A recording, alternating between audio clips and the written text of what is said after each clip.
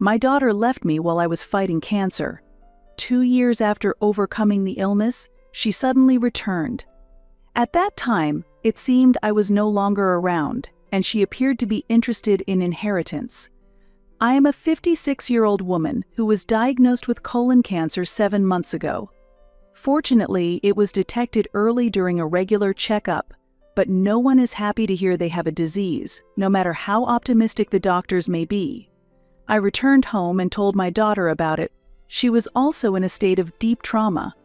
My daughter is my only family. Likewise, I am the only one for her. Her father is alive, but has no influence on our lives. I live with my 22-year-old daughter, Tracy. My husband and I divorced amicably 14 years ago. After the love faded, he moved to Atlanta with his girlfriend. I had custody of Tracy, who was 8 years old at the time. Tracy was a difficult child. Our divorce did not benefit her. She felt abandoned by her father and has since refused to contact him. I tried my best to raise her alone, but I couldn't bear her reaction when I talked about my cancer. Her expression was one of enduring pain, clearly hurt. We cried, embraced each other tightly, and reaffirmed our deep affection. We reminisced about the many fun moments we spent together, such as graduation ceremonies and annual vacations and hiking trips. She became my support and vowed to take care of me.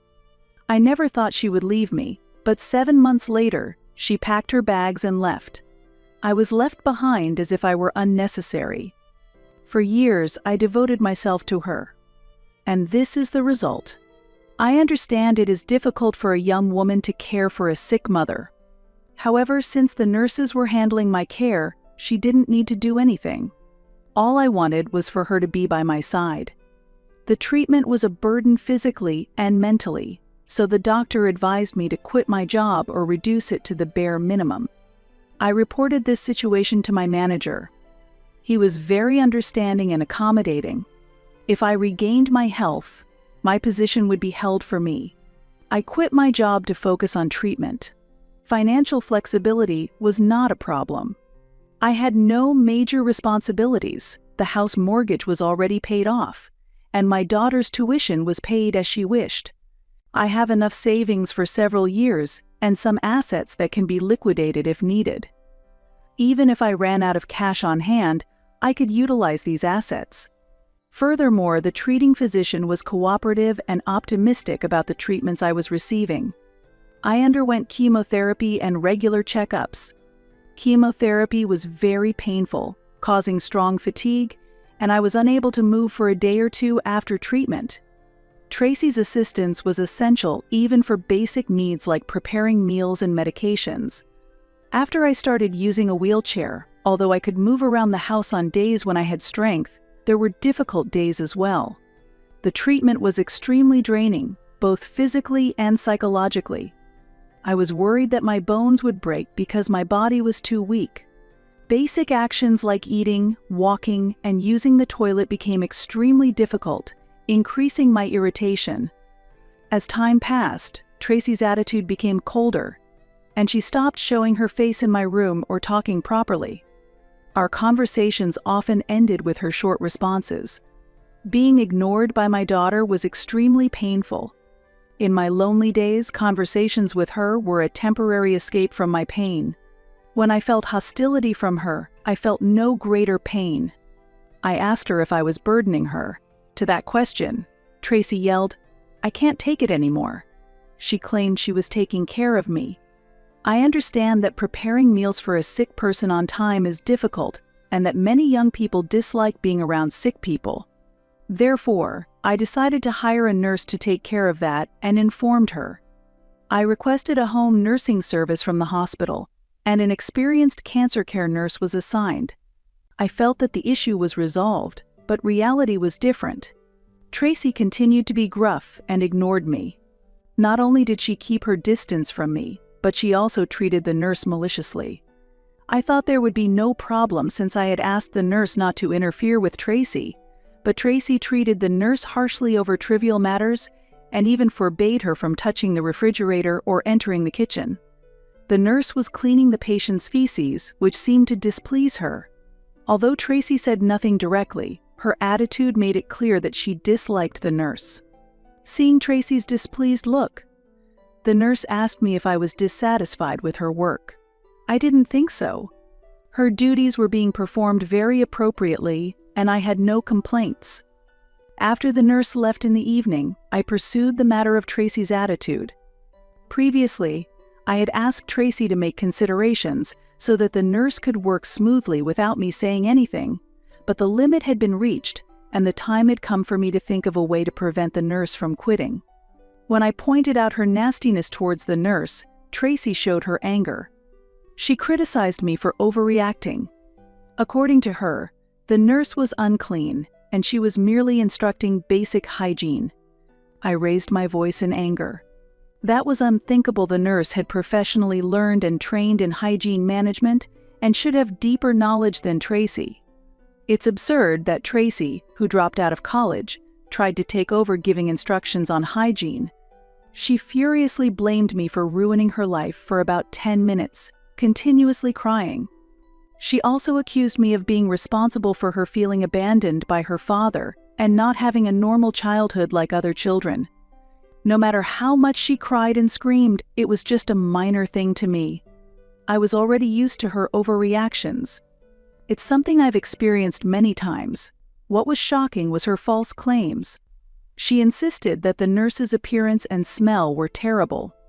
She accused me of being a supporter of the nurse. Since I'm single, she speculated that the nurse was coaxing me to inherit my wealth. I interrupted her and asked what basis she had for such delusions. "You're crazy." The argument escalated, and she slammed the door as she left the room. An hour passed, and I heard a loud voice from the living room again. As she was leaving the house dragging her suitcase, she shouted loudly, "I'm leaving here for your happiness, just as you wanted. Be happy with your favorite nurse. It's okay to give all your property to her, but keep in mind I won't show my face when you die. I'm not coming back." I thought about stopping her, but her words shattered my heart. Tears overflowed, and I sat by the window watching her load her suitcase into the car and leave. Weeks have passed since she left, and I feel worthless every day. I am acutely aware of my failure as a mother. Her words have hurt me more than the illness. I struggle to understand why she insists I will leave my estate to the nurse. Why would she think that I would sacrifice myself for the nurse? I feel like I have failed in every aspect. I failed as a wife to my former husband and as a mother. I no longer find the will to continue treatment. Additionally, I want to add about Tracy. A kind person asked me why my 22-year-old daughter still lived with me and why she went to therapy as a child. I tried various means, including psychological counseling, to help her manage her emotions. I personally have no experience with therapy. Tracy could not accept the reality of our divorce and became aggressive. Therapy provided her some support, but her emotional outbursts occurred frequently. She dropped out of college. Later, she got married, but as she began to consider divorce, I tried to persuade her, but she refused my advice. At that time, she wanted to start her own business and began running a beauty salon. I also funded her business. Then she met a man she considered her destiny and wanted to marry him within less than a year of dating. She was still 19 years old at the time. I advised her to take more time and think it over, but she prioritized her own will. However, the marriage did not last even a year, and she returned to me again. Her ex-husband was unemployed and relied on her beauty salon's income. Eventually, they ran out of funds and had to let go of the salon. After that, he quickly left her. She could not receive any compensation. Her ex-husband was bankrupt, and she lost both her income and husband. Ultimately, I had no choice but to welcome her back into my home. How many people realize the fact that my 22-year-old daughter, who lived with me under these circumstances, abandoned me while I was on the brink of life and death? Months later, I completed the final stage of chemotherapy. Then I was diagnosed as completely cured of cancer. I feel immeasurable gratitude to the medical team that provided this perfect treatment. After being abandoned by my daughter, my mental state significantly worsened, making it difficult to focus on cancer treatment, and my symptoms deteriorated. This necessitated a revision of the treatment plan by the doctors. To alleviate mental distress, they offered me counseling. I would not have gotten through it without this. In the first counseling session, I just cried out loud. It was a relief to open up and talk after a long time, indescribable in words. I felt like giving up the fight against cancer and thought it would be better to succumb to the illness, but the doctors sincerely addressed my depression and despair. They recommended that I continue receiving counseling. I rehired a full-time nurse because living alone had become difficult, and to be able to respond immediately to any emergencies. I offered double the salary to the previous nurse and requested her to work again. She was familiar with my medical history and diagnosis, and I wanted to rely on her. If Tracy were here, she would criticize me for hiring a full-time nurse. The thought that she might blame me for something unexpected weighs on my heart. After all, I have overcome my daughter. I should not have thought about the daughter who abandoned me when I was at my lowest. The only ones I should cherish are my doctors and nurses. I continued to focus on treatment.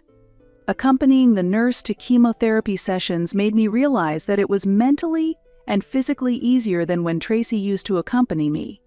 She was always irritable, adding on more mental burden to me than the pain of the treatment.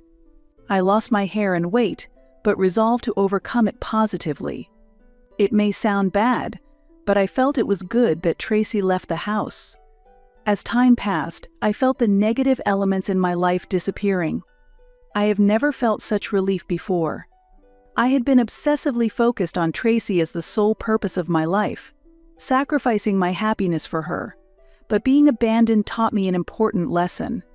There are limits to obligation, love, and compassion, and they should not be excessive. As a mother, I should not be exploited or trampled upon. I endured being treated like a punching bag by her, but I've reached my limit. Now I have finally gained my freedom. I look forward to starting a new life. I originally planned to return to work, but I don't feel the need to do so yet. I have enough savings to live on. If the funds run out, I consider starting a part-time job at a supermarket, but currently, I am focusing on gaining weight and building muscle. I started with walking and gradually want to try jogging or running. It's not easy to breathe normally in daily life.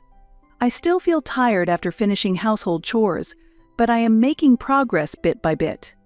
I still receive support from a nurse, but I plan to live on my own as my condition improves further. I'll also report on what has happened since then. It has been 2 years since I was declared completely cured of cancer. During this time, I have spent my days only doing what I enjoy. I realized I had never spent my days on things I liked. Even when I was working, I devoted my days off to taking care of my daughter. To make up for the absence of her father, I dedicated all my time to her and avoided relationships with other men. I avoided men like a ghost and sometimes felt guilty about it. I didn't date to protect my daughter. After she became an adult, I felt that my actions were excessive. Despite having free time, I hadn't made much use of it. I was concerned that my relationship with Tracy might not work out. Even after she returned to live with me following her 10-month marriage, I felt it would be difficult to live with another man even after being cured of cancer. Therefore, I started dating. The first date was very awkward. Modern men use a lot of jargon and slang, so I often had to look up phrases on Google. There were many moments during simple conversations that made me laugh a lot. I met about 6 men through several dating apps, but one man moved my heart. I didn't build deep relationships with all 6. We simply enjoyed dinner or coffee together. I'll call this man S. He's in his early 50s and was repeatedly betrayed by his wife, who he tried to build a home with several times for the sake of his daughter, but his wife did not change. Eventually, he left home and became a single father, raising his daughter alone. Now that his daughter has gone to college, he started dating again, encouraged by his daughter. When he talks about his daughter with joy, I sometimes feel jealous. It's not bad, but I wonder if Tracy didn't reciprocate my love because of my own mistakes. About 6 to 7 months after meeting S, I decided to start living with him. It may seem like a sudden decision. However, I feel there's no issue with this choice. I will soon turn 60. Within a few decades, I will be in the grave. I considered staying in my own residence, but ultimately chose to live in his home. He has a very sophisticated sense and has tailored the decor to his taste. I wasn't very good at maintaining a home myself, and my interest in decor had faded. Moreover, I had no particular attachment or good memories associated with the house I was living in. Because I needed a fresh start, I eventually let go of the house. If asked why I did so, I would say I sold the house for cash to live a prosperous life. I sometimes wondered if I should have kept the house for the daughter who abandoned me. But Tracy had left me, almost leading me to death, so I felt no need to keep it. Then, last week, an interesting incident occurred. While relaxing with S, I received a call from Jason, who had bought my house. He was furious, reporting that a woman had trespassed on his property and caused significant chaos. This woman had trouble with Jason's partner. Apparently, she had a key to the house, but it didn't work, and she started banging on the door. Jason's partner opened the door and yelled at her. At that moment, the woman aggressively retaliated, calling him a bastard. Her voice was clearly filled with anger. The woman demanded to be let into the house and banged on the door to show her determination. Confused by this sudden event, Jason's partner claimed that it all was a misunderstanding. However, the woman did not listen to her words and vehemently argued back. She claimed that the house was once owned by her deceased mother and insisted that they should leave. Calmly, Jason's partner explained that Jason had legally purchased the house. When Jason bought the house from me, he and his partner were not yet dating, so his partner did not know me. Later, Jason's partner hurriedly contacted him to report the situation, but the woman had already threatened to return the next day with friends and left the scene angrily. It was clear to me that the woman was Tracy. Jason asked me if I knew this woman. He was obviously upset. While understanding his disturbance, I honestly revealed that she is my daughter. He strongly demanded that I come the next day to resolve the issue. He also issued a stern warning that he would call the police if it wasn't settled. Feeling responsible for all that had transpired, I deeply contemplated the need to have a serious discussion with my daughter Tracy and to ensure that Jason and his partner would not be further troubled. The next day, I headed to the house where I once lived, waiting for Tracy's arrival. She came to our location with 2 close friends. Upon arrival, she immediately began to scream in anger at the entrance and forcefully destroyed a potted plant that was placed there. At that moment, Jason, in self-defense, grabbed a baseball bat and opened the door without hesitation to strongly intimidate them. I had previously pleaded with him to refrain from such actions. However, as a baseball coach engaged in daily training, once he made up his mind about something, it was nearly impossible for me to stop him. Before he could approach Tracy and her friends, I hurried outside. At that moment, Tracy completely stopped moving, and her friends similarly froze. She lost all her strength, and with a blank expression, she quietly muttered, "You're still alive, Mom? I thought you had died. What happened to your cancer?" Her expression, a mix of astonishment and disbelief, was incredibly striking. Her complexion then rapidly turned pale. Pointing her finger, she asked about Jason and his girlfriend. "Who are these people?" "They are the new owners of this house," I answered calmly. After telling her that I had sold the house to them for cash, Tracy bombarded me with questions. "What did you use that money for? Are you not going to die now?" Had it been the old me, I might have been deeply hurt by her words, but that day was different. I showed no emotion and remained composed. And laughing loudly at her, I said, "Currently, I no longer suffer from cancer. Just to let you know, you will not be able to gain anything from me anymore. I have already quit my job and decided to use all the funds I have for myself.